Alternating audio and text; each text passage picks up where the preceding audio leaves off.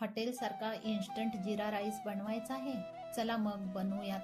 बासमती तांदूळ धुवून घेऊन त्यामध्ये जिरे टाकून घ्यायचे, 2-4 लवंगा, 2-4 दालचिनीचे तुकडे, 1 हिरवी वेलची, 5-6 काळे मिरे घालून लिंबू पिळून घ्यायचं.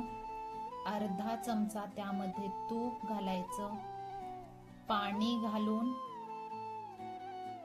मिश्रण अगदी मिक्स करून घ्यायचं.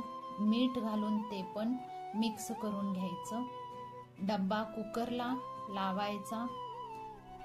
3 शिट्ट्या करून तो राईस शिजवून घ्यायचा.